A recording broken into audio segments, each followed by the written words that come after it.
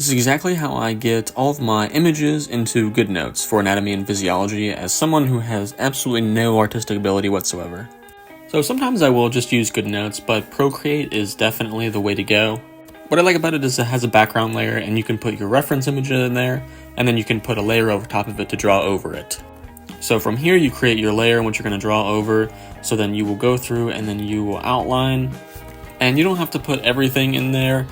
For example, I try to leave out all the terms and some of the just unnecessary things. I try to keep a lot of the images as simple as possible so I can fit in detailed information.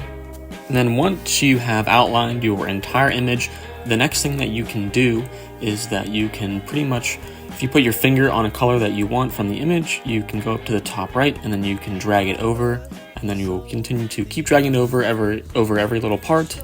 And this just saves you a lot of time in terms of just filling in coloring. It just makes this process like a whole lot easier. This entire process maybe took me like 4 or 5 minutes. This is definitely one of the pros as to having an iPad. You can definitely do something like this without one. It just saves a lot of time. I always say you don't need an iPad, but having one definitely saves a lot of time. And then you essentially just go ahead and export it. You go to the top right and then use PNG so you can use a transparent background. And then just copy it. Then you can move over to GoodNotes where you just tap and then you paste.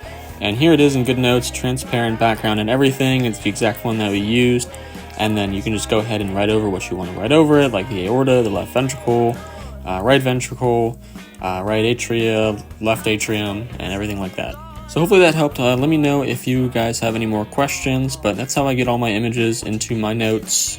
As always, thanks for watching and good luck in anatomy and physiology.